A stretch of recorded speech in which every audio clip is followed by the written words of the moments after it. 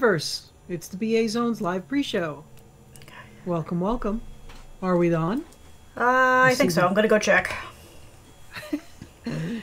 It's a fabulous day today out in streaming land here. Gorgeous weather. And we're just doing a couple of pre-checks before we start our show at 8 o'clock tonight.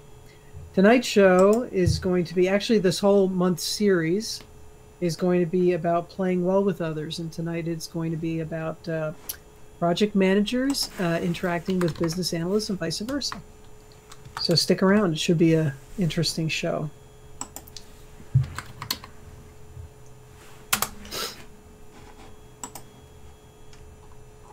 So I don't know if anybody's out there, if you've already started all of the spring cleanup and all of the spring gardening, or if you're fortunate enough to have gardeners to do that for you.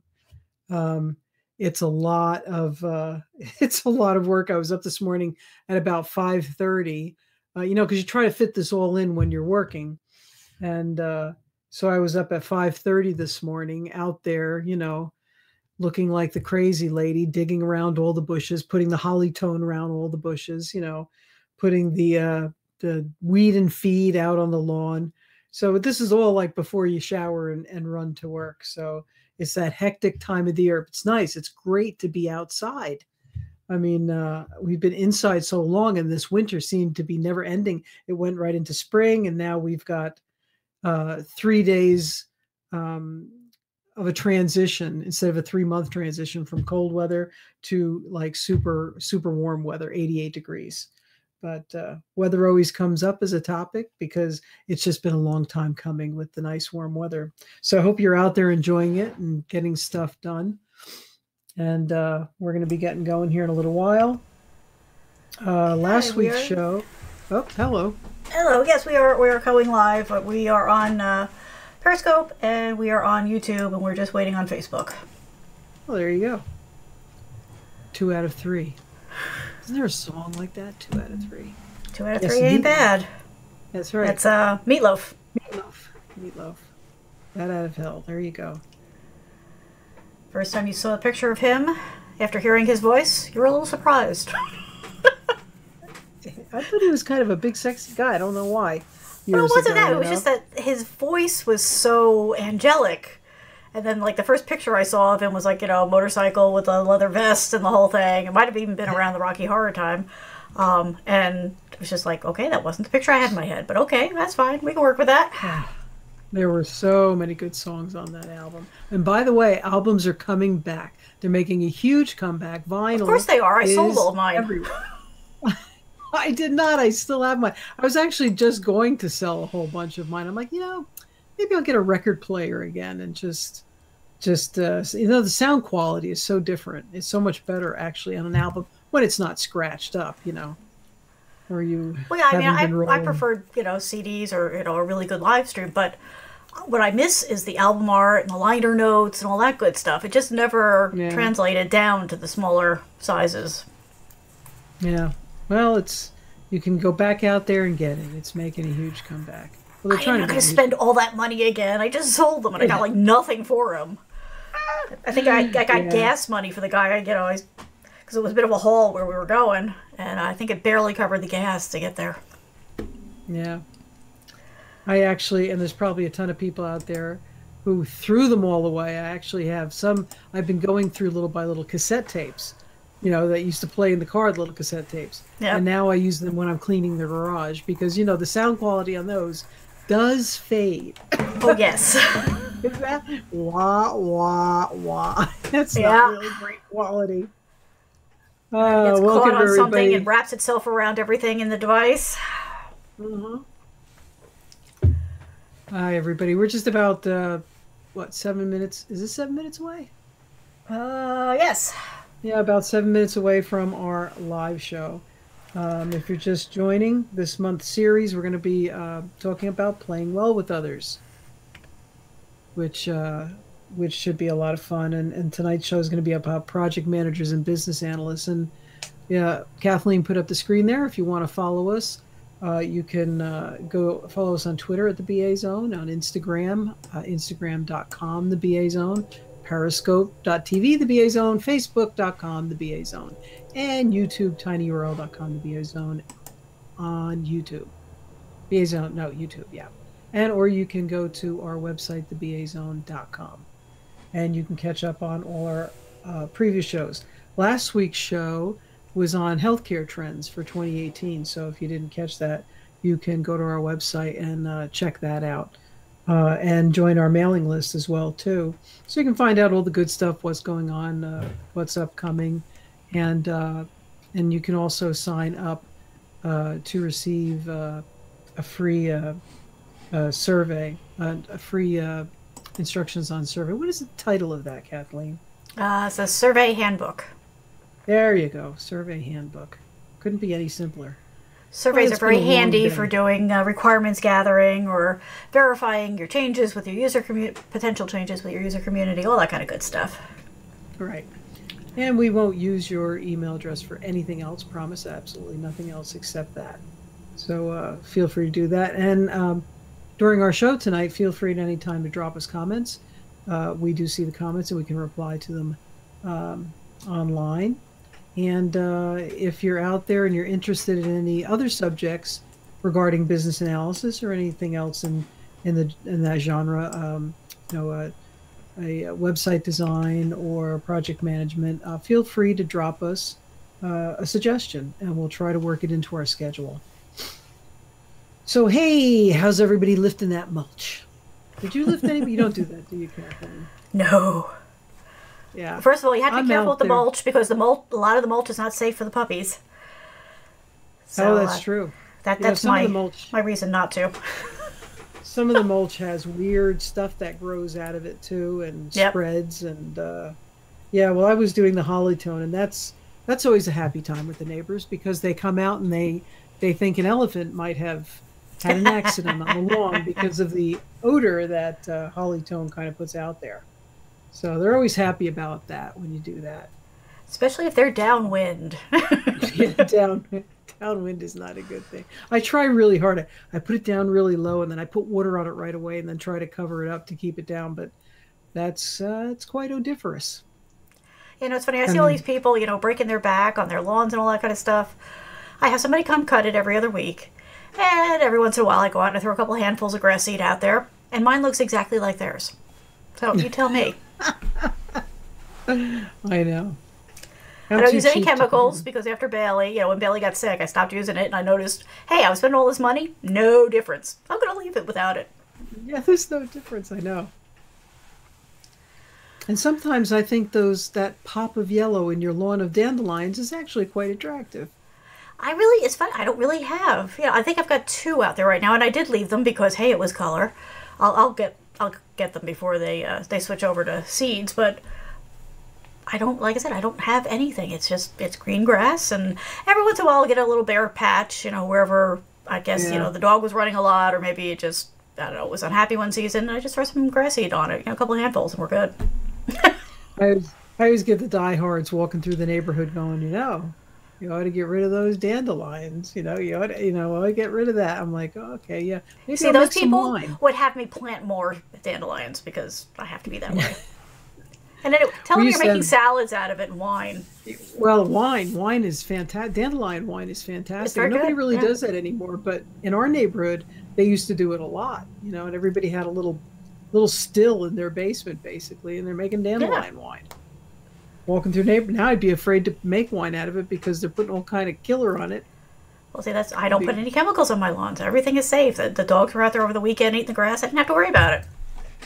There you go. The only thing I do plant is the mint, because I like it myself. When he's out there wandering around in circles, I'll go over and grab myself some mint to chew on. He's love developed size. Oh, basil, yeah. I'll do that when I put the tomatoes in. Basil.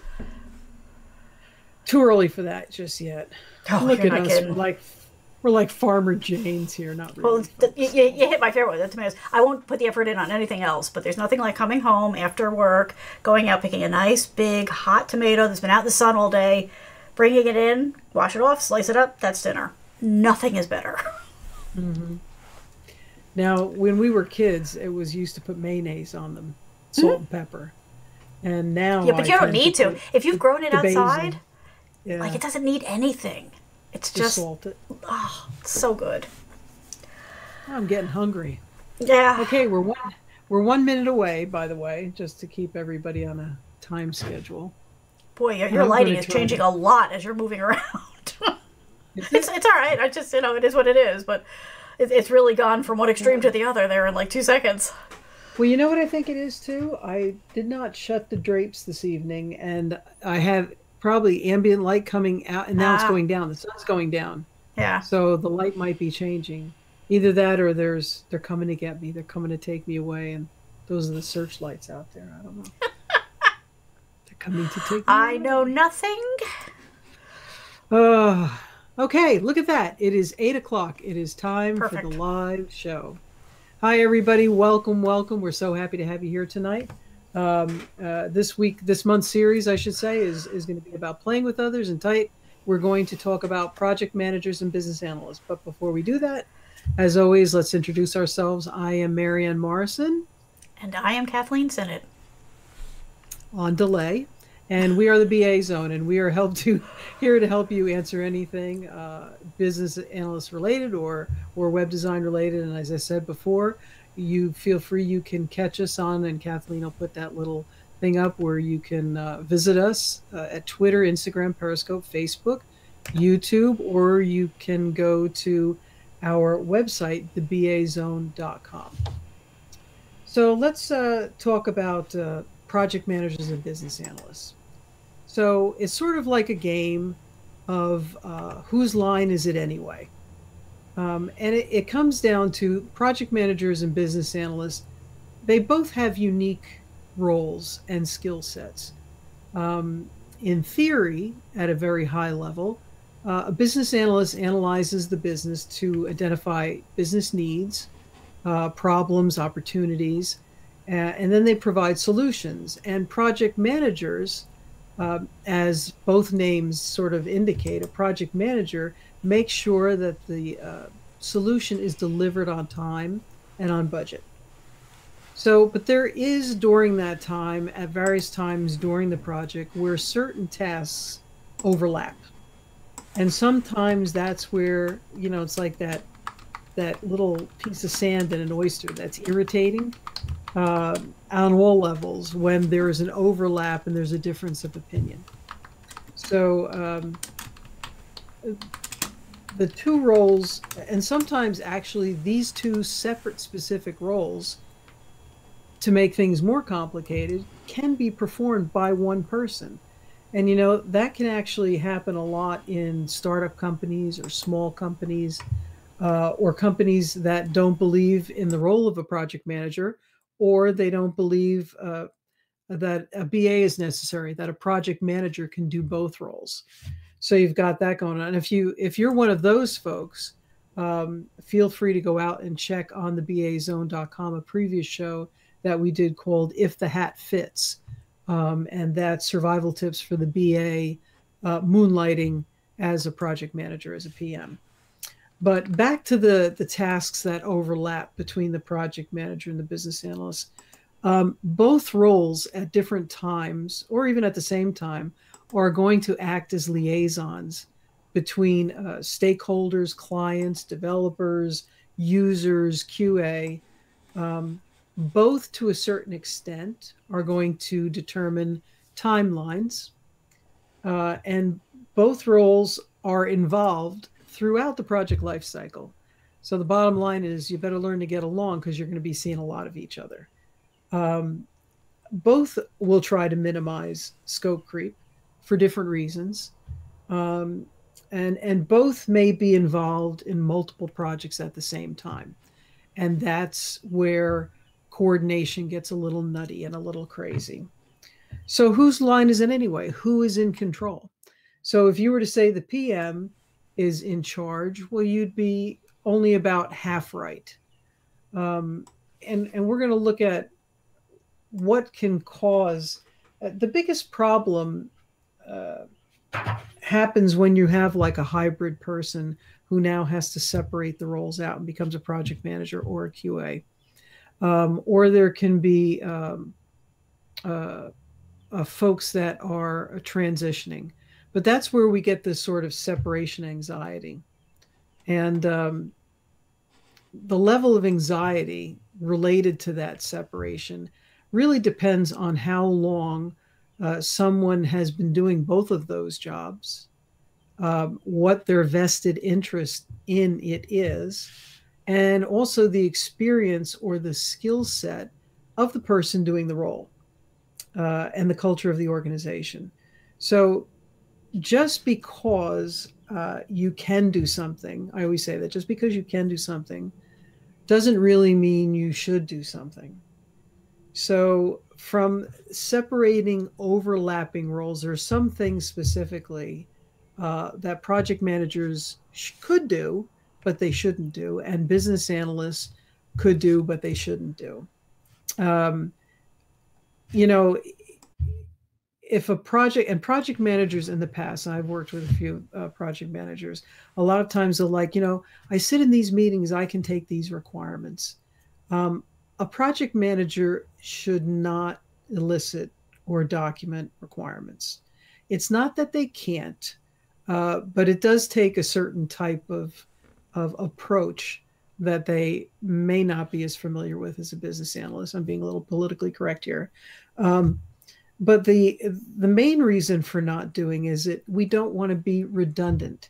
If a project manager is asking or eliciting requirements from a client, I, as a business analyst, may have to go back in and ask those same questions again. So now the client or the stakeholder, the users are saying, wait a minute, I just told the project manager that. Why are you asking that of me again? So just because you can doesn't mean that you should do that. Another thing that the project managers shouldn't do is reduce the quality of a deliverable by trying to meet a timeline, to try to stay on a timeline. This happens all the time, and it can come from way above both project managers and business analysts. The executive level at some point may say, we want to put all of this in and we want it done by this particular date. Well, you and I know that you have to go through and say, how long is this going to take?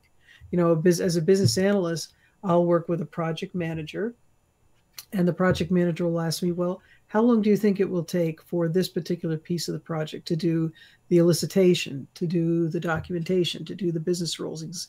And you can break it all out. So we're going to be giving that timeline. Those timelines, as we all know, very rarely match what executives are telling clients. It's setting those level, set an expectation for the client. So the worst thing that a project manager can do is say, okay, we're going to agree. Sometimes you have no choice, but we're just going to blatantly agree and to deliver it 2 weeks sooner. And, oh, well, that quality is going to have to suffer. So that's something they shouldn't do. From the business analyst perspective, if there's an overlap in roles, the BA should never say yes to the stakeholders or the users or the clients without first checking with the project manager. Oh, there's a comment that just popped up in front of me. Yeah, I thought I'd let you know that you're getting support on the way that you're phrasing things. You're being much more careful than I would be, especially after today. Just being very careful. I am being very. Well, you know what? I'm sort of like the balance here. I'm trying to see it from both perspectives. And Amy is online. She said, I can tell that Marion is very carefully choosing her words. Well done. You have to be a little careful because, walk in someone's shoes and see what they're doing. Project managers are on the front line. And I have to tell you, if you ever have it, for me, I can do project management. Do I want to do project management? Absolutely not. And we'll talk a little bit about that later. What do you want to be when you grow up kind of thing. See, and then she says that she agrees 100% that they are not the same skill sets, but they can overlap a good deal in style. Yeah, they can. That's definitely the case. And there's also the case of, the project managers who think that they overlap, but they actually don't know how to do it, but they're on some sort of power trip. See, I'm not going to be politically correct because that's where I'm at today. Because, you run into ones that, decide that they're going to do everything, and they're just going to spoon feed to you the stuff that they think is important, and that's not their job. You need to hear the stuff directly from the people who are answering the questions, because you're the one that's going to see where the gaps are. You're the one who's going to need to ask those follow-up questions. So you do need to stand up for yourself. That's all I'll say. And we'll actually talk a little bit more about that when we get down to what I'm calling the co-parenting of the section. And you're absolutely right. There is a difference in skill set levels. You can have junior PMs who are on little power trips, and you can have senior PMs. So it depends on where their skill set is as well. Another thing that a BA should not do, they should never give out dates, i.e. deliverable dates, unless they're checking with the project manager. The project manager's job is to a lot of people look at the project manager's job, I won't be politically correct, as harassing the crap out of everyone. Are you done? Are you done? Is it done? Are you done? Is it done? But they are trying to deliver against a certain cost ratio. Yes, Kathleen is shaking her head. Developers are shaking their head. QA is shaking their head. I'm shaking my head. Absolutely. And that's their job, which is why I don't want to do that job ever. That's not where I like to be, but a lot of people like to do that. They like to hit dates. They like to be part of that. Business analysts really do need the time. And you'll get a lot of pushback and argument from agile developers that say, well, we can just throw that out there with any documentation. Oh, that's great while you're developing. That's great for developers who are creative. What it's not great for is when you have to document a system because you're being purchased by someone. So then someone has to go back and re-engineer the whole thing from a requirements and a documentation perspective. So, they're a little thin on documentation in that area. So those are just some of the differences between the PM and the BA. So, we know that they constantly push and that is their job. And that's why as a BA, we don't want that particular, you may want that particular job. That's not what I'd like. So you have this separation anxiety depending on how long people are in their roles. And then all of a sudden roles are changed. Or even if you worked in one company and they did it a particular way, and over here, guess what? Now the project manager has more control or the BA has more control. So a lot of that company culture comes into play as to, how you guys are going to operate and work within the thing. So that causes a lot of anxiety between folks and a lot of anger and passive aggressive behavior and all kinds of fun stuff going on there. So it's a little microcosm of crazy going on. And Amy's just commenting, power trips or jealousy or fear of missing out are, sorry, real I can't issues. see that, Kathleen. Real issues in managing projects. Yeah, absolutely. Absolutely. So, and a way to do that is to get it up front before you start the project. We'll talk a little about that. In co-parenting, is there any business, Kathleen, that we have to do before I go on to the co-parenting section? Yes, this is the part of the show where I jump in and I remind everybody that we are here for you. So if you have any comments, questions, problems that you're facing that you want help on, please reach out. Let us know what your issues are. You can reach us in lots of ways, but probably the easiest is to just go to our website. There's a comment form there you can fill out, or you can hit us up on Twitter. We're on Instagram. We're in all the usual places. So don't be shy. Reach out. And we're here every Tuesday night. We're doing it at 8 o'clock now. That seems to be working out better for people. And we hope that you will bring a friend, because the more the merrier, and the more stories we have to share amongst ourselves, the more we feel we're not alone. So feel free, don't be shy. We don't bite hard, at least. No, it'd be great. It's fabulous to have a little community going on here, because we all need a little support, mental, physical, skill set, whatever. Everybody needs a little support. Absolutely. So after the whole separation anxiety type of thing, we're talking about sort of co-parenting, and I do a little tongue-in-cheek with co-parenting because, being a BA and a project manager, and you're working on a project that people become very invested in. It's like having a child. It's like their child, and you're co-parenting as a BA and a PM. In this particular instance. This child. So you can agree that you want a happy, healthy child or a successful product or project, but your parenting styles may be a little different. And Amy was mentioning styles. Um, and sometimes it can feel like you're co-parenting through a divorce. You know what I mean? It's like, go, don't ask mommy, don't ask daddy, don't ask mommy, mommy, daddy, daddy, whatever your situation is. But you have to communicate. That's going to be the number one thing in this co-parenting. So even though you're co-parenting through a divorce, you have to present a united front, at least to clients and stakeholders and users. It has to be a united front. Um, and how do you do this? Up front, you need to set ground rules. You need to decide where these pieces overlap, who is going to do what. Now, a lot of those decisions are going to be based on the skill of the person in the particular role.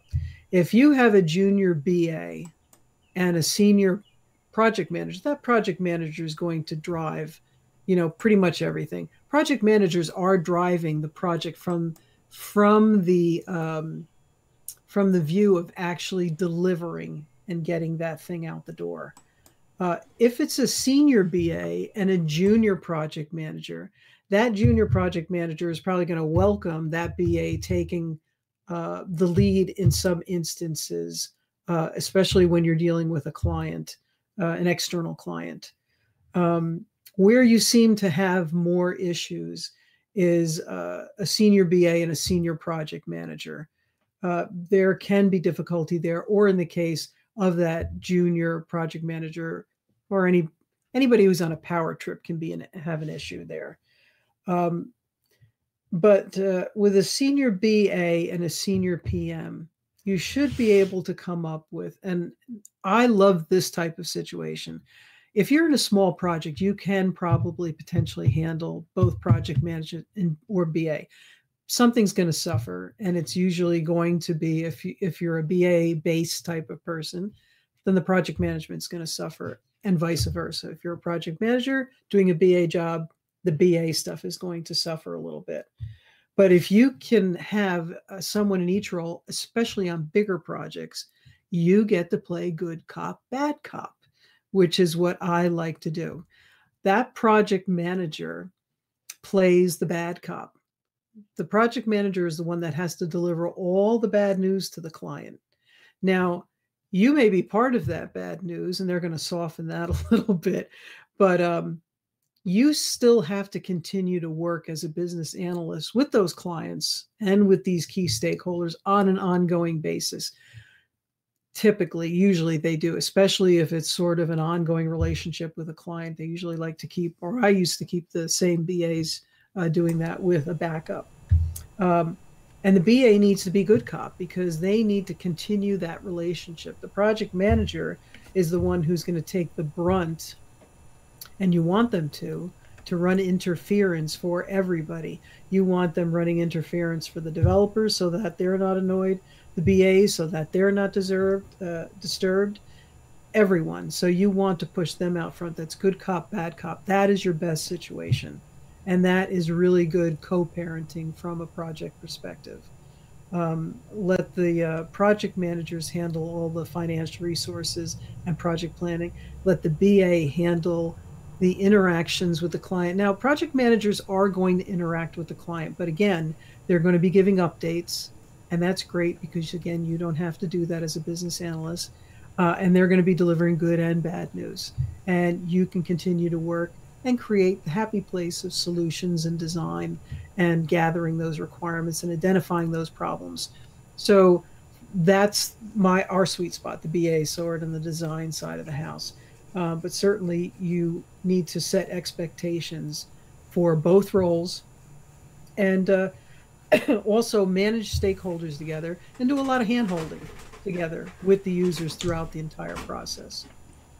So Kathleen, do you have any co-parenting skills you'd like to discuss besides smacking and slapping the child? Sorry, go ahead.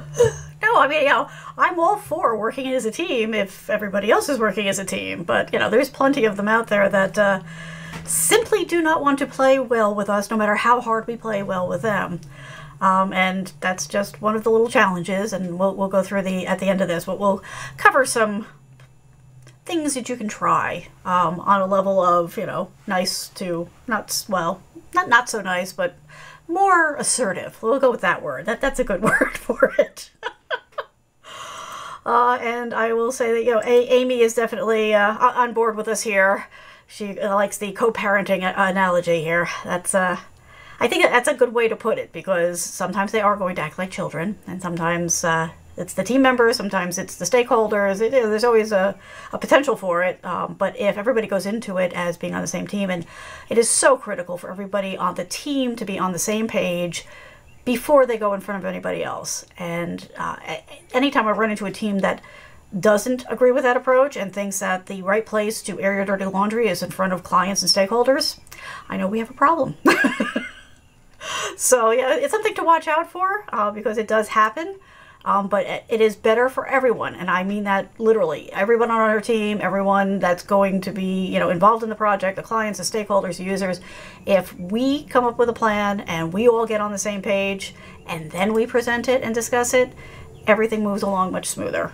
And if people don't agree with you on that, send them to us, and we'll enlighten them for you. Yeah, that is always a problem when, and usually the reason project managers or anybody, I shouldn't just say project managers, but will knock down someone else is usually because they're insecure and their skill set is probably not what it should be. So that should be shut down pretty early on in the project. I mean, if that is happening in front of a client, then the entire team has to take that person aside and say, okay, that's it. Do not put them back in front of the client either, because obviously they have a different agenda than the entire team should have. Yeah, and Amy agrees the United Front is so important. Absolutely. So let's talk about some of those things, Kathleen, that we can do that you would like to say that we can do to address these things, besides actually agreeing on who does what. Let's talk about some of the ways that they make us crazy and how you can fix that. Okay, I'm just realizing you have a list. That was an old slide. We carried over an old slide from last week. Sure. Which one do you want to start with? Tell you what, I'll put the scenario out. You can give your answer, and then I'll give mine. There you go. So let's talk about this is good cop, bad cop. Actually, this is exactly this is good cop, bad cop. Guess which part I play. So what should a BA do when they find out that their project manager is having meetings that they should be in, but they are not inviting them to? Okay, well, this is the project manager having meetings that they're the project to? manager meeting with stakeholders, clients, whoever, and then not including the BA, and then coming back to the BA going, okay, well I talked to them without you, and here's what you're going to do. Okay, well, the first thing that I would say is, well, that's fine that you had that meeting, but you did not give me the information that I need. I don't have the information that I need. So I will have to schedule a meeting with those same people. What you do then is schedule a meeting with those same people, and in that meeting, and you could bring the project manager into that meeting or not, depending on how, bad the relationship is. But in that meeting, say, I am going to be the subject matter expert. I am going to be the go-to person for the requirements. I have to be in order to document this for the developers. So if you're going to accept a meeting and you want to get the requirements that you want, because, it's everybody, you're fulfilling everybody's wants and needs. So you've got to go to those users and say, if you want what you want, I have to document it, because if it's not documented, you're not going to get what you want. And I need more information than the previous person gave. I mean, that's what I do. I go right to the user group. And if that person has a relationship with that user group that is so strong, then I will go not necessarily to her manager. I may go directly above and say, this is a project risk. We have someone who is not doing that. And that would be how I would respond to that. Go ahead, bad cop. Well, I mean, if they do this and you only find out about it after the fact, that's pretty much the only approach you can take is, well, okay, exactly what you said. Great. Now I have to go have a meeting with them and just kind of let that sit there. If you find out either before the meeting takes place or while the meeting is taking place, again, depending on the situation, maybe not the first time it happens, but certainly the second time it happens, I just invite myself into that meeting, walk in and go, gee, I'm so sorry. There must be something wrong with my mail. I didn't get the meeting notice for this. And see how they react to that. And if they still don't invite you, I would just keep doing it because you need to get the information. And you can't let somebody like this stand between you and the information you need. You need to be able to do your very best job. And if somebody is just hell-bent on keeping you from doing that, you need to take whatever steps you need to take. So, yes, I've done this. Because I need the information and, getting it. I don't like the telephone game. I don't know if anybody plays that game anymore. I used to sit in a circle and somebody would whisper something in somebody's ear and then we'd go around the circle to see what it sounded like by the time I got to the last person. Of course, it sounded nothing like what the original statement was.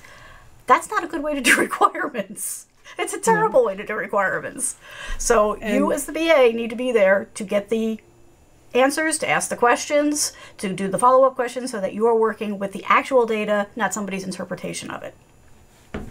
That's absolutely true. And I'll tell you what, if you don't do that, and you do have to have a certain level of confidence and chutzpah to go in there and do that. Because if you don't, come the end of the project, you know who they're going to blame? The business analyst. The business analyst didn't get it. They didn't get that information.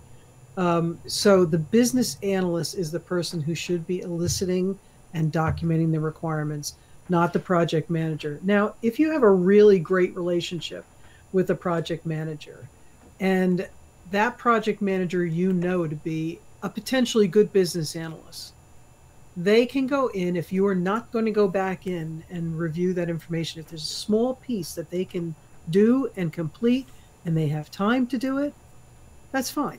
It's not a big deal. I don't recommend it as a practice. But if you're all under the gun and have something that's get done and they have that skill set, by all means, they're willing to do it. But don't be surprised if they come back later and ask you to manage something and you don't want to do that. Well, yeah, I mean, it is a bonus. That is the flip side of this. If you do have a project manager that is really good and is working well with you and, hey, you get sick, you're on vacation, meeting comes up, that you couldn't be there for, that's great. If you can at least, rely on them to be there. That doesn't mean that you're not going to have to go back and meet with those same people again because they may not ask all the questions that you would, but at least that way the project, keeps moving forward a little bit. But if it's the flip side and somebody's just being, power hungry or whatever, and maybe they think they're helping you. In that case, you need to sit them down and explain to them all the reasons why it's not in the nicest possible way. But most of the time it's a power grab. Most of the time it's, somebody trying to control everything. And you can't let that happen. You've got to be able to do your job. Right. And there may be also situations, you want to keep sort of an open channel of communication if you can. And I know there's instances where you can't. But because project managers are also speaking to a client during different times during the project, the client or the user group or the key stakeholder may say something that is very important, that is missed completely. And you want that project manager to feel comfortable enough to say, hey, in a meeting, I heard this. And then you as the BA follow up on it. But, if you have a relationship where you're not even communicating, that piece of information is going to get lost. And if the project manager is a power hungry type of person, they can always say, oh, yeah, they missed that. I wouldn't have missed that, but that BA missed it, knowing all along that they knew about it and didn't give that information out. So, you got to try to communicate. But Kathleen, but we have been in situations where that is extremely difficult and it's very tricky. Oh, yeah. Especially when you run into mergers or if there's been a reorg in the company and new management comes in and they bring in some of their people and then there's, all this land grabbing going on and people being panicked about losing their job. It just creates such a chaotic situation that sometimes the worst in people comes out. So a lot of times that's where you'll see it. But you do have to come up with your own, set of tools for dealing with these things because it's the real world and these things are going to happen. Right. Do we Ready have for another any one? other? I do. Sure. Okay, so if you're working as a BA and you've got a project manager and things have been going well, but then either the project manager changed and they got pulled onto a different project, or they went and they took this course and they came back with this great idea. And now their idea is, we're not going to do full documentation anymore. It takes too long. We're just going to rely on agile stories for all of our requirements. Short of running screaming from the building, what should a BA do? Well, first of all, I'd find out if that's going to be the direction from management. Project managers, that's a title. They're not manager. They manage a project, but they're not per se, a director, a manager. They might be, but you need to find out first, is that the intention of the entire company to go that direction? If it is, you may have to go to those types of agile requirements. And if you don't like that type of requirements, you may want to, if you don't like a job that much, then move to a different job. Do I like user stories for agile? In certain circumstances, when you're working with web apps or something where you need to create stories, that's fine. But when you're talking about, applications or suites of applications, I don't believe they provide enough documentation. That's my personal view. And a lot of things suffer because of that. So if it's a direction the entire company's going, you might have to suck it up and say, okay, do I want to do this or I don't want to do this? If this is just a woohoo, it's something new and we're just going to go to it, then you have to have a come to Jesus meeting with everybody and say, okay, this is not going to work for this, that, and that. And you have to have reasons why it wouldn't. You can't just say, I'm not going to do it, I don't like it. You have to literally walk someone through and say, this is the pros and the cons. And you may have to do that to management as well. If they still decide to go with it, again, are you going to fight everybody? No. But that's what you have to, would be my answer. Yeah, the thing with this is that a lot of times people will read an agile book, take a course, and walk away with this because it sounds great. It sounds like great. We don't have to do any documentation anymore, which I always laugh at because it's like, okay, so what? The information fairy is going to come and sprinkle the information in everybody's brains overnight? The agile stories is only one part of the agile approach. Really, if you look at agile in its full scope, it's not about completely stopping all documentation. It's about breaking it up into smaller, bits, doing it, a little bit faster, all that kind of stuff. It's not about forget the requirements, full steam ahead. But that is where a lot of people try to go. So I would try, to do a little gentle education, try to find some articles or, materials that would back you up. And then, if it's still not working and you want to keep the job, what I've done in the past is I've just gone ahead and done the documentation. And I've made sure that it got out there. And most of the time, it's ended up working because now right away I usually get yelled at, and I'm fine with that. But what happens is 2, 3, 4 weeks in, as they're trying to get through their sprints and everything, and then all these questions are coming up and things are grinding to a halt because now the developers can't do anything because they don't have the information, or they did what they thought they were supposed to do and then QA threw it back saying it's not right. And then I pull out the requirements and I say, well, yeah, because, here on page this, it says you're supposed to do these things. And after that happens a couple of times, people generally start to get the idea that you can do requirements and be agile at the same time. And it's useful because it gives you something to refer back to. People put too much faith in everybody's memories. And we're all human. And our memories are not that good. We have all the information in our brains, but we can't access it. Also, we don't speak telepathically. So if you haven't written it down someplace, you can't be sure that 3 levels down, the person who is actually going to do the work has gotten the information because there's no way for them to get anything. So it's just another way to do it. It's a lot more work on your side because you're not getting the support necessarily to do the documentation. But sometimes that has helped me in the past when we're working on something that was very complex and I knew this wasn't going to work and I knew I was going to forget. So the way I looked at it was I did the requirements for me so that I would have the notes ready when the questions came up because I knew by then I'd be working on something else. And it has paid off. So it won't work every time. Nothing ever does, but it's just something else to think about. Yeah.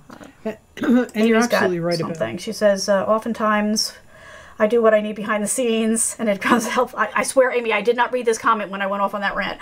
Amy says, oftentimes I do what I need to do behind the scenes, and it ends up becoming useful to non-believers later. That's exactly it. She just said it a lot faster and cleaner, but that's exactly what I was saying. Thank you, Amy. That's great. I did have something in my head too, but it went out. Oh, sorry. No, that's okay. No problem. Agile requirements. Information can't get to somebody if it's not written down. Yeah. A lot of times initially you'll get a lot of, it is very true about agile requirements. I mean, people do interpret it as these no requirements and just user stories. And developers will be the first ones to go, yay, I love that because I can do whatever I want type of thing. And they tend to try to agree with that until push comes to shove. And it's like, oh my God, nobody's getting what they wanted. And it becomes a lot more rework than it was. And that's where I was going. You'll get a lot of folks that say, the requirements took 4 months. And by that time, we are so behind schedule with development and everything else. Well, they don't have to take 4 months. You don't have to wait for an entire book of requirements. I mean, conceptually, you have to have a beginning to an end overview of how you're going to do this. But just like Agile uses little sprints, I mean, you have little iterations in regular development, in non-Agile environments, I should say. So Agile's been kind of used a little loosey-goosey over the years and has kind of morphed into something that we were doing back in the day. We were just making shorter iterations. We were doing a piece and releasing it, and then working while the developers were working on one piece, we were doing business analysis on another piece. So it's not like you have to wait for soup to nuts for the BA to be done. You don't have to do that. You just have to portion it out correctly. Yep. So, and definitely too, I mean, it's even okay, even in Agile, to kind of do, a day or two of just real high level planning so that everybody knows where they're going. Because sometimes people get so focused on the little pieces, they don't stop to think about how it's got to fit into everything else. Legacy, where you're going, all those kinds of things. So just because it's Agile doesn't mean that you can't take that day or two, real rough sketch it out so that you've got it in front of you. So that way, as you're working on all the little pieces, you've got a touchstone to go back to and go, okay, does this still make sense? Okay, yes, all right, we can keep going. Or no, wait, okay, now we got to fix this before anybody else works on it. So that's just another piece of it. Got time for one more? Yeah, and a good project manager understands that. And a good project manager will come, if you're the lead BA, they will come to you and they will say, how are we going to break this down into the requirements? How are we going to break it down into pieces? And because they're looking for help. They don't want to do this all themselves either. And then they will ask you how long that takes. That's a good project manager working together with a business analyst. Okay, we have time for, we're going over a little. That's okay. You have another one? We'll just do one more. So, you're working as a BA on a project, and as a new project, you've not worked with this team before, you've not worked on this project before, you don't really have a handle on what it is the goals are and what's going to be involved, and your project manager is writing you for detailed timelines that they're going to hold you to. Do you push back, or do you pick random numbers? Has this project manager had a kickoff meeting? Well, yeah, so let's say that they did, but they don't really know yet because it's such a brand new project. Nobody has any details on it. No background it really exists other than management thinks they want this thing, which is not enough to work with. It's really not. I mean, the people who are leading the project, the people who want it put in place, that's usually above the project manager and above the BA. Those are the folks that, okay, they're supposed to drill down a little bit, and provide a bit more vision. If they're not providing that particular vision, as a BA and the project manager is just drilling you for dates, I definitely push back on that and say, I cannot give you dates on something no one understands. If there is no direction, if there's not even a breakdown of what this thing will do or this process will take care of, what can you base numbers on? You cannot base dates on anything. So in that case, if the project manager is not doing, I would take a lead and have a meeting with key stakeholders and say, okay, this is the idea. This is the big idea.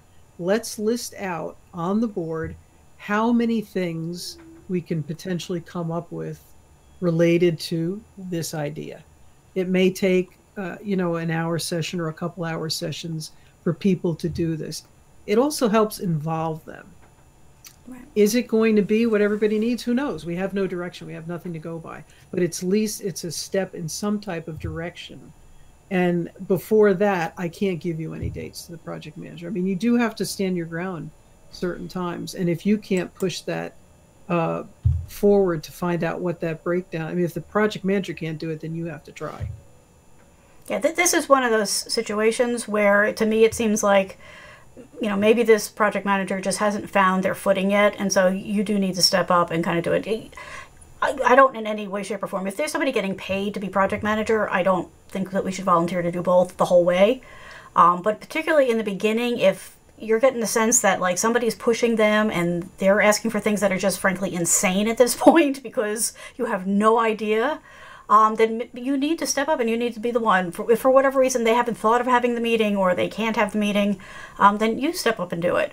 Because there's a certain amount of, it's easier to ask for, forgiveness and permission. So maybe for some reason, this project manager was told not to meet with these people. Who knows? I mean, you don't know what's really driving it from the behind, and if they won't tell you, you'll never know.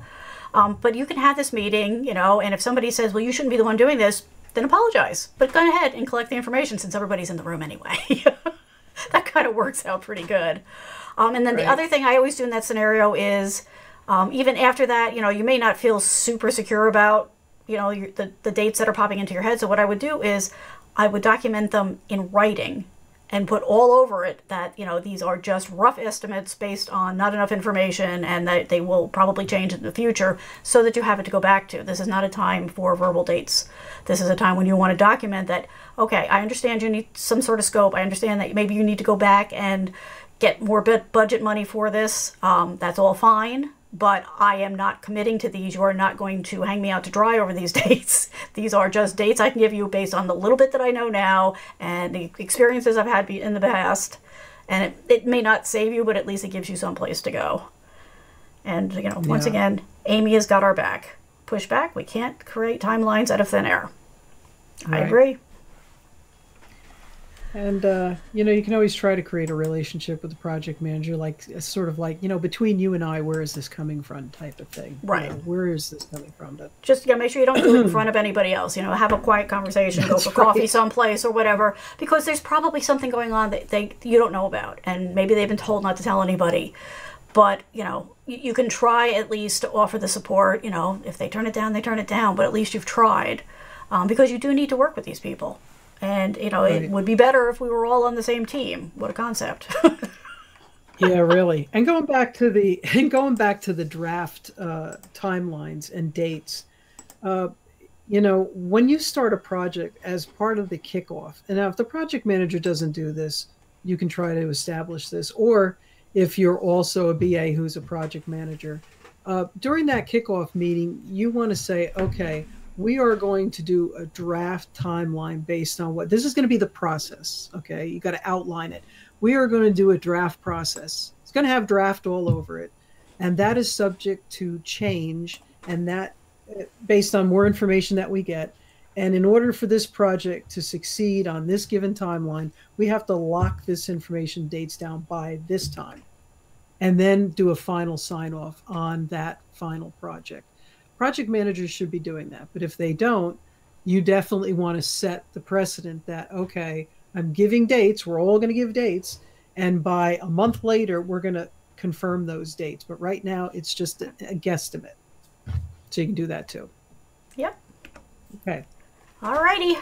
That was my list for tonight. Is that it for you? Okay.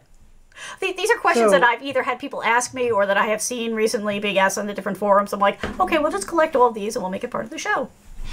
That's right. See, your input helps out there, folks. That's it. We hope we helped you in some small way. So, why is all of this important? It is a team effort to get a project off the ground and successfully achieved. If you think you can do it all alone and do it well, that's the caveat, and do it well, reality check, you can't. You cannot do it all and do it well, unless it's a very small project. You want productivity, you want it to be a successful project. So you've got to all work together. You have to work well together. And this also is a good point in time to decide what is it that you want to do? What is important to you? Is it a business analyst or is it project management? Uh, Typically, there might be a little crossover, but there are two different types of personalities for business analysts. I mean, they're both very detail oriented, but one tends to be how do I say this? One tends to be a little more. Their communication skills may be a little more verbal on the business analyst side because they do so much elicitation. Not always. There's plenty of folks out there that can't do that. A lot of people see a business analyst position as a stepping stone to a project manager. Maybe I don't see those two things mapping. Actually, if you're a business analyst and a good business analyst and you want to stay that way, you would actually be more suited probably towards account management, client account management, and working in that direction instead of project. Projects are sort of like, okay, I'm going to focus on the finance, the resources, and getting this stuff done on time and check, check, check type of thing. Whereas business analysts can tend to be a little more creative and you're finding solutions. So it just depends on what you want to do. And project managers have their place. I certainly, on a giant project, I absolutely want a good one because I don't want to be that person who is stopping doing business analyst work because I have to tell the client that we're not hitting a date or giving them updates on a weekly basis. I don't want to be that person. So who do you want to be? That's why this is important. So if you're going to change careers, are you suited for BA, PM, change, move around, do what you like. But that's why this stuff is important. Communication, as always, is the number one thing. And if you come up against something that just doesn't work, have a plan to address it. And that's all I have on that subject for tonight. Do we have any other comments out there or questions, Kathleen? No, I'm just going to throw in that, the other piece that we've been hitting on it all the way through, but I want to make sure that we hit it again here. The other reason that this is important is because if these two players are not working well together, and if the information is not flowing well between the two of them, it will impact the project negatively. So it's very important as a BA, you don't have to like the project manager, but you do have to work with them. So, maybe you're not going to invite them over for dinner and you're not going to send them a Christmas card. That's fine. But when you're there, you have to work together. You have to find a way to make this thing work because the two pieces are the ones that really move the project along. The other people are very important. We're going to talk about them as we go along too. But these are the two players that really tend to ride along from beginning to end. So you need to find a way to make it work. That's what it comes down to. Yep. That's it. Well, any other thing? Any other business that we have to deal with? Or are we good? Yeah, so again, I'm going to just remind you that we have a mailing list and you are welcome to join it. It is free, and if you sign up, you get a thank you gift. I think there's two right now. There's the survey and there's the healthcare glossary. If you have a preference, you can let us know. Don't worry, we're not going to sell your name. We are not Facebook. We believe in privacy. We're just doing this so that you can be the first ones to find out what it is that we're doing, the new stuff we're going to release, changes in the schedule, any of that kind of stuff, topics that are coming up. So please feel free to sign up, invite your friends and neighbors, anybody that you think would benefit from this content. I also want to let you know, for those of you that maybe catch this show, later, or if we had a lot of people join about halfway through, we do start the show a little early every night. We're on every Tuesday at 8 p.m. Eastern Time. So if you are, looking for a little entertainment before the show, you can come and join us. And you'll be a part of conversations like this, where Amy said that she joined while we were doing the pre-show and heard Marianne talking about elephant poop. And I'm not going to explain that. If you want to find out why we were talking about elephant poop, you're going to have to go back and watch the replay from the very beginning.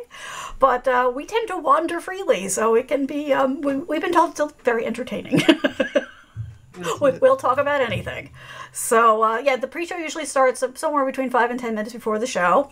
And then at 8 p.m. we start the show proper. So whatever your preference, if you just want the main course or if you want the appetizer, it's all up to you. Anything else I should tell them? No, just that next week's show we're going to be continuing with this month's series of Playing Well with Others, and we're going to be talking about how the BA interacts with the subject matter expert, or how sometimes the business analyst becomes the subject matter expert. But that's going to be next week. So we hope you'll join us. We hope you had a great time. Again, if you want to follow us, you can follow us on Twitter at the BA Zone, Instagram.com, the BA Zone, Periscope.tv, the BA Zone, Facebook.com, the BA Zone, YouTube, tinyurl.com, the BA Zone, YouTube. And of course, you can always go to our website, thebazone.com. So if it's out there, you like that Hollytone fertilizer that I put on the ground this morning, we're sort of just everywhere. And that's a little hint of where the elephant poop comes from. And that's all I'm going to say about that. There you go. And if you are a YouTube person, please, please, please follow us over there. Not only will you get the notifications about when we're going to go live, but if we get enough people following us, we can drop the tiny URL and get a vanity URL over on YouTube, which I think would make everybody's life a lot easier. People don't always recognize what the tiny URL is. All right, I think that covers us. Boy, we did, well, we had fun there at the end, but yeah, we did go a little over. Yeah, we ran a little over, but we were doing those little scenarios for you, so we hope that helped. So again, everybody, thank you so much for coming by. We know your time is valuable, and we appreciate you stopping by and spending some time with us. Thank you, Amy. We appreciate the feedback. We appreciate Amy. We're getting great job from Amy, and thank you so much, everybody. And we'll see you next week on the BA Zone Live. Thanks for coming, everybody. Good night. Bye.